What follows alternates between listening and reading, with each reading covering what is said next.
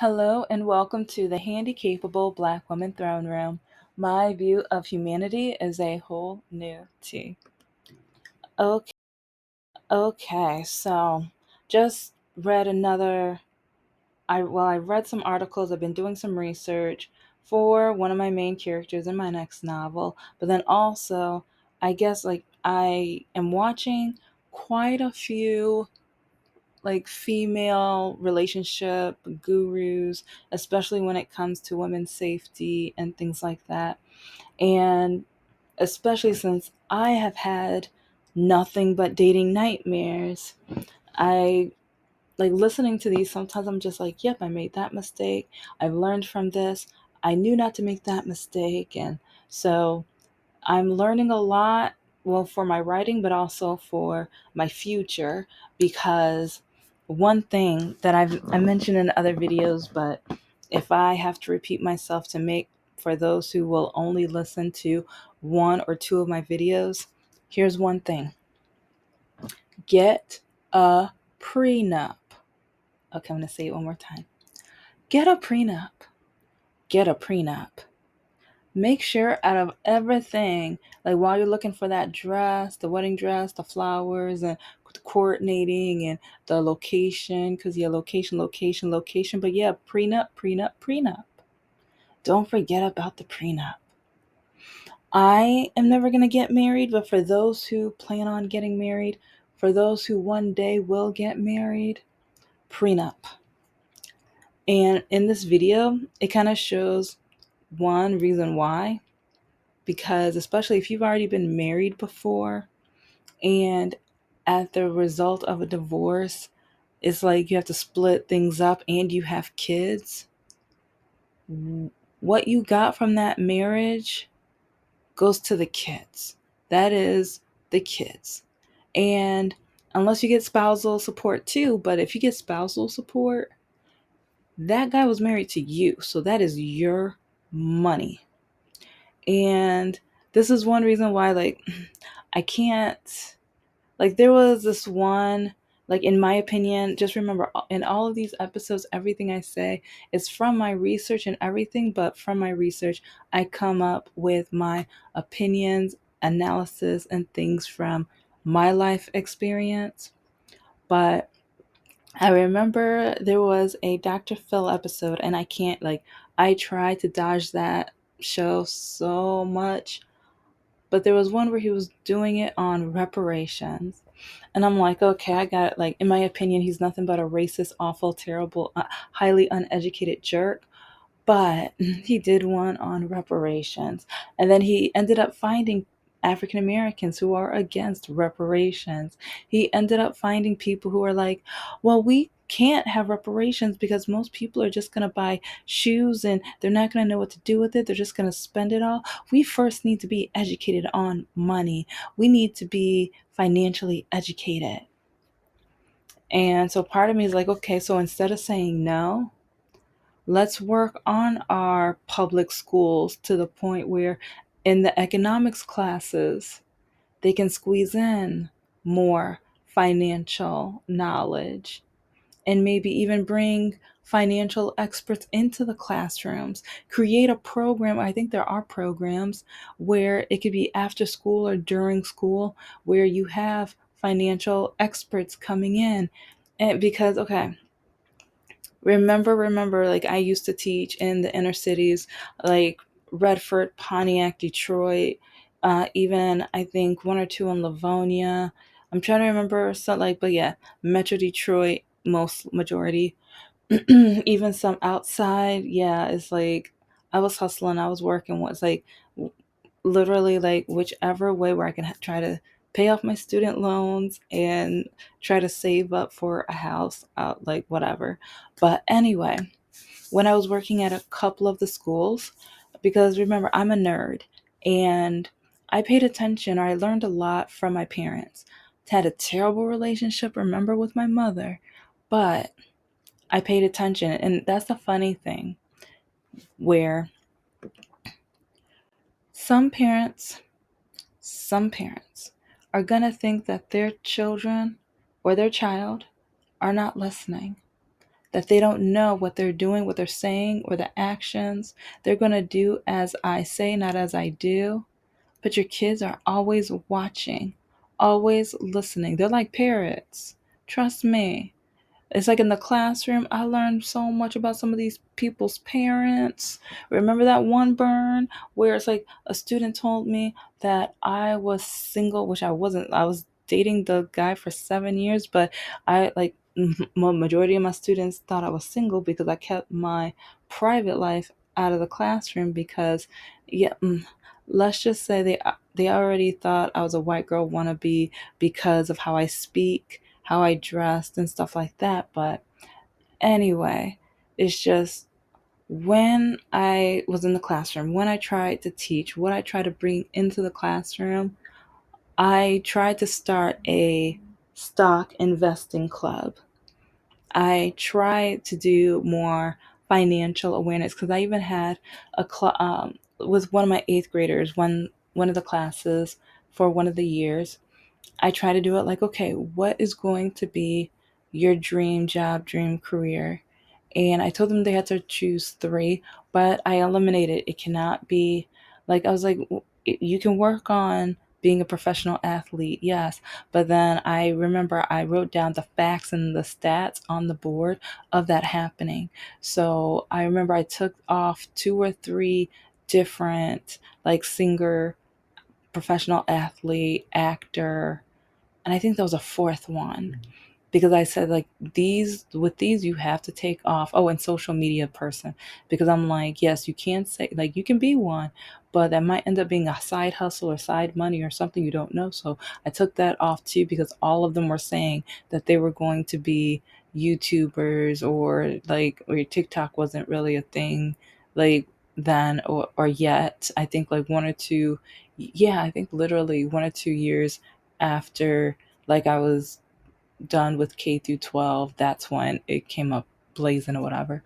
But anyway, like, some of the students were interested, or kind of like, wow, it's like 'cause they didn't know much about stocks and bonds, and I was teaching them the different ways of investing and even talking about notes and real estate and things like that. And some of the students were like, and I know I mentioned some of this in another episode because I showed some of the students about websites where you can invest, kind of like Shark Tank, in small businesses. And you don't have to invest thousands or millions of dollars in a company, it can be much smaller amounts. And some of the students went home and talked to their parents about it. And some parents, they signed their kids up to do it because they were just like, you know what? I want to start my child off different. I want them to have a better chance. And I want them to get excited about maybe running their own small business. But if they find a business they love that they want to invest in, then I can see, okay, they're interested in this one. Okay, we can monitor this. We can look at it. We can see how it goes. And oh, I always tell the students, and when parents talk to me about it, I let them know it's just like Shark Tank. It's not a guarantee that these businesses will succeed. And so I was like, so please do your research before you do that, and make sure it's like you're not investing money that you can't risk otherwise. So I always say that as well. But it's like part of me feels like if I don't at least introduce this topic and talk about it, then it's like we're going to continue the cycle of generations not knowing anything, not knowing anything, not knowing anything about saving, investing, and the potential of their money working for you, gaining interest and things like that. How you can be part owner of a business, how you can be working, but while you're working, like, you can either create a product, have a website for it. Because I brought up affiliate marketing too, because I'm like, okay, so it's like while they were working on their projects, because with their projects, they had to look up this average salary for it, and they would have to look up like housing for, like, 'cause I gave them a but like for the year, how, like, with the amount, they had to like find a house, and then like with the grocery shopping and everything, create a budget for that. And even hair and nails with, like, With all of my young ladies who their nails were always done, I told them they had to factor out their hair and nails into the calculation. And the gentleman, like with the barber shop and everything like that, it's like they had to add that in as well. And they were like, oh yeah, gas car. It's like car insurance. Oh yeah, because yeah, you find out how many of your students' parents don't have car insurance when you add that to it, because they come back to the classroom and they're just like, my daddy never got car insurance. He like, and he says he's never going to. So it's like, so why do I have to if if he's not? And I'm like, oh, okay, generational, like, and that's an example of generational knowledge. Your kids are listening. They're paying attention to you. They're doing as you do, or they want to do as you do. So be careful. Be careful. For the love of, be careful. But while listening to the sample video and everything, it was like when that woman put him in check, because kind of like the YouTuber that was talking about the video, like all of the black people in the room didn't know about generational wealth. It's really sad when they don't know about generational wealth. And so when it comes to the Dr. Phil show and the reparations, it's like, yes, African Americans need to learn about this. But we were never able to learn about this because we started off enslaved. Then once we were freed, we tried to work, we tried to start our own towns, try to start businesses, but then you kept burning them down and then either drowning them or crushing them, or let's just say using us as instruments or ornaments on trees, etc., etc. And then you restricted our education and our ability to like upgrade our lives. And so then we had to build the historically black colleges and universities. But now it's crazy how today, do you know how many of my ex's white family members, it's like, it's racist how you guys have your own colleges and universities. We need colleges for white people. Why do you think the black ones were built? Why? That's the reason why we have the historically black colleges and universities, because the other ones were whites only. Idiot. Oh my gosh. Oh my God. Like, and see, when it comes to generational knowledge, it's like it's not just for black people. A lot of like non people of color, non black people, they are so arrogant and ignorant and naive because a lot of them have this privilege and a lot of them have this mindset that black people are not supposed to have money. They are not supposed to be well off because, my ex and his family, whenever I would speak about investing, oh, what do you know about investing? Oh, I bet you don't. Like, I bet your daddy never even heard about it. And so then I had to put him in check. And I'm like, oh, so when I got my high school present as an investment portfolio, that's not investing? Oh, he was upset when I said that. He was upset when you like, he walked out the room with his beer. Oh, he walked out upset at me. And then when he came back, I had more information too. And I was like, oh, so these apps don't show that I know anything about investing. And it was to a point where, like, my ex told me I'm not allowed to talk about my business ideas, politics, or investing to them because they could not stand that a black woman knew anything about money, knew anything about trying to do for myself, knew anything about like politics that were different than them. And each time they tried to debate me, I outsmarted them because I had more knowledge and I had more empathy, sympathy, compassion, and knowledge of our history. And they were upset with that. Knowledge is power. Generational knowledge is more powerful. And that's one reason why I remember there's this one chick that I went to high school with. We were friends on Facebook, but I had to block her because I remember when I was talking about generational knowledge and African American history and how a lot of Black students know more about African American history because our African American family members went through it and lived through it. This idiot had the nerve, and yes, she like in my opinion, she's an absolute idiot because she was just like, "Are you trying to tell me you think you know more about African American history than the rest of us in this country?" Well, yeah, duh. Yes, bravo, congratulations, applaud, whatever. And oh, she got so upset. And she got so upset after I blocked her. She tried to sick like two or three of her friends on me to try to verbally like bully me. And I'm just like, okay, if both of my parents, if both of my parents went through segregation, my parents know, like, okay, if she has family that went through segregation, first she needs to see what side of segregation her family was on because they might have taught her some things about it. But which side, you know.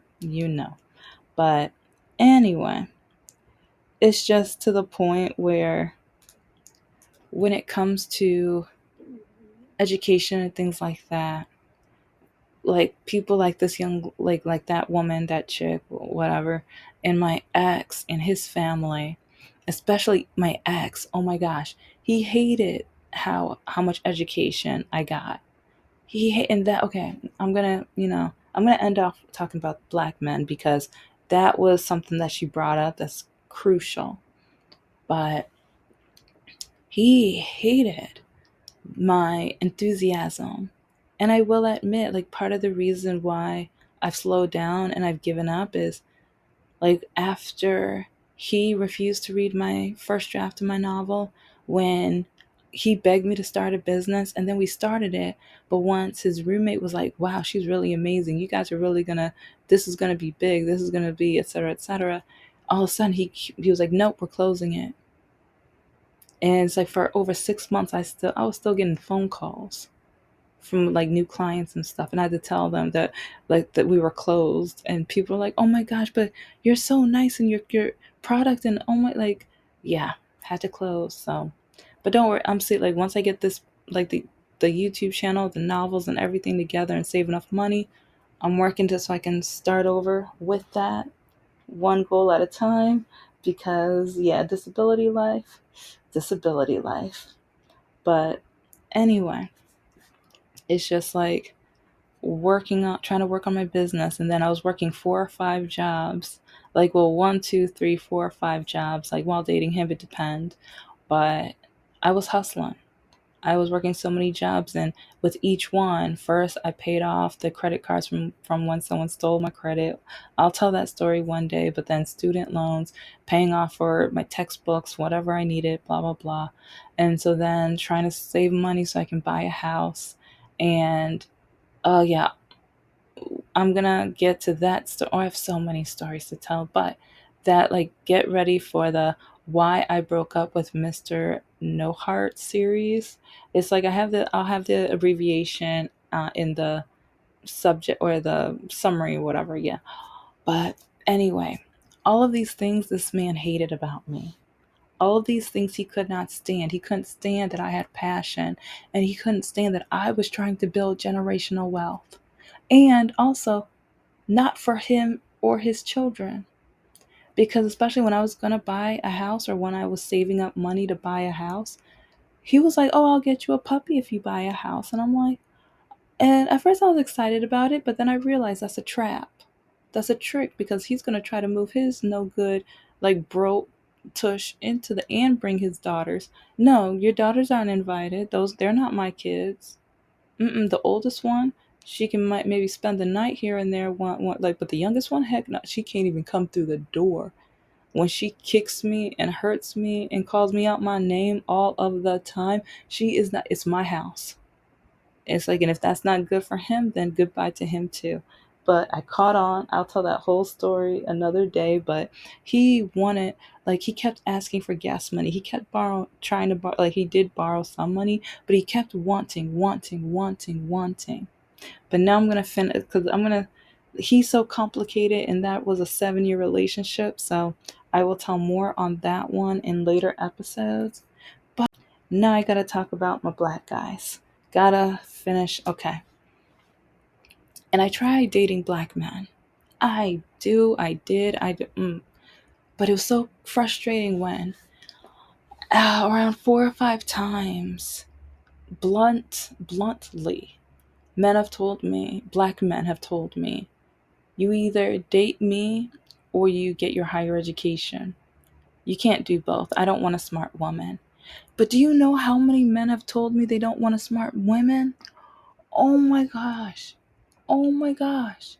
I have lost count. Like, I will see how many screenshots I don't know if I even have screenshots because majority of this was before I met Mr. No Heart.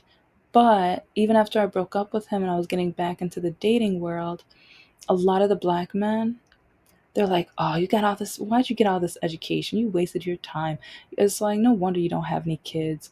It's like, I want kids, but it's like, I don't want a smart, like, you're smart, blank. And it's like, they would call me out my name and different things like that, or tell me that an educated woman is a waste of time. And so it's like, to me, I'm just like, knowledge is like money, because generational knowledge, because as I like work on my business, I'm learning. So when I adopt my kids, I'm going to teach them, and I'm going to teach them what did not work so that they can make sure they don't repeat the same mistakes. And like, if I have ideas and stuff, I'm going to tell them, put it in a binder. Or it's like, there's so many different things that I have learned of. Once you have this idea, do this. Like, when you create and do this, create a chart. And it's like, I'm probably going to even have blank versions of all the charts so that they can see, like, because I want to make sure that it can be as easy as possible for them, because I want to create generational knowledge so that it'll be easier for them to obtain and gain money so that they can work on what makes them happy. That's what I want. And a lot of black men cannot stand when a woman has that kind of drive. They want our money because, yeah, once men find out that I do have like money invested and stuff, or I have money saved, and it's like, do you know, like, especially when I was saving for a house, I would tell men that I had money saved for a house. And they were like, no, take that money out. Let's go on a cruise. Let's go to Hawaii. Let's go to the Caribbean. Oh, I want to go here. I want to go there. And I'm just like, oh, yeah, okay. Do you know how much an asset of land is worth for generational wealth? But yeah, a lot of men, once I even start with anything, like, I don't word it like that, but a lot of men, a lot of black men will tell me to be quiet, or they're wasting their time, or for me to shut up, or I'm too white or too proper, and just etc. Oh my gosh. But then when they get their new car, they want to brag about the car, even though cars decline, they depreciate in value. Once you drive it out of the parking lot of the dealership, it starts depreciating. And but it's crazy how many people, like people of color, especially black men, they will show off that car in their dating profile. Do you see their house? No, you never see their like, hardly ever do you see their house.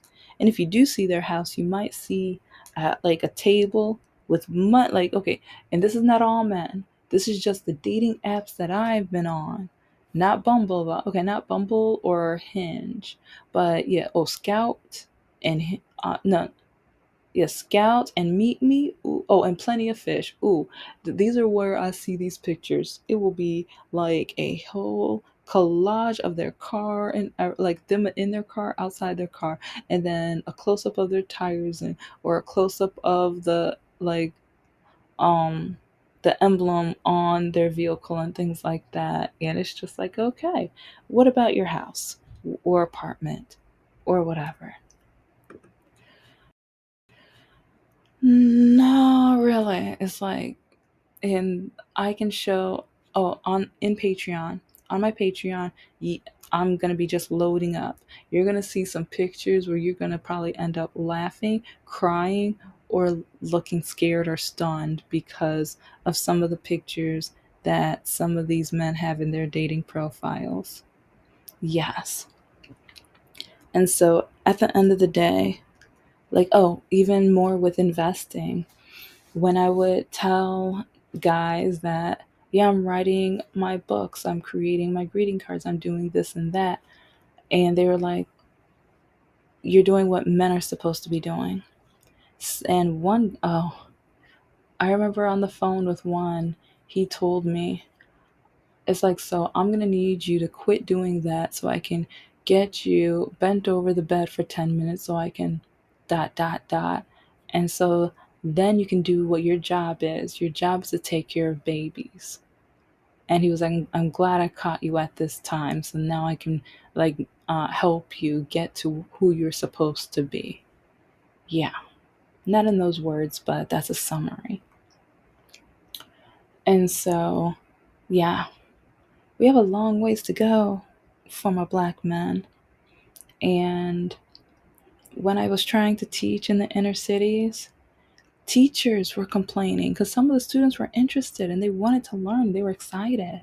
And they would go to their other teachers and tell them, oh my gosh, look, as a class, we picked these stocks. And today, like a few of our stocks did really well. Some of them, not so much. So we might switch those out for A, B, and C because I would give them a budget as a, like I would split them up in groups and I would give each one a budget, and then they had to go and pick out stocks using that budget. And each week it would be a new budget because I would have different numbers on like strips of paper and they would have to pick it out of a hat. So I remember there was one student, almost every time he picked it, it was low numbers. They were like, nope, nope, no, he's not picking today. Nope, he's not pick. I was just like, oh, and I was like, okay. It's like next week I'll let you pick, but okay. It's like, because I was like, you did get two of the lowest numbers. So, but yeah, so I don't know, it's kind of funny and it had the kids excited. And it's like, and at the same time, they were doing math, they were like doing research, they had to research the companies.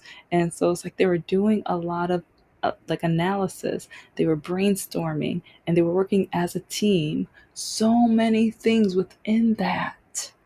And that's one reason why, like, sometimes when I'm seeing so much research about the educational, like, decrease within our country, I see it. And so that's one reason why I try to do the projects and stuff that I do. But then teachers go to the principal saying that I'm trying to turn the kids white. And it's like, don't we want our generations to be financially secure, financially dependent? Don't we want them to strive or know what they're able and capable of doing? Shouldn't we be uplifting them? It's like, because every time you tell them I'm trying to turn them white, next thing you know, they don't want anything to do with me. And then they go to their parents, and and then their parents are like, "Oh, why is she trying to? Oh, she thinks white people are better." And like, no, I want the next generation to know what they're worth, to know their value, to know that they're priceless, to know that they're wonderful. But thank you so much for listening to the Handicapable Black Woman Throne Room.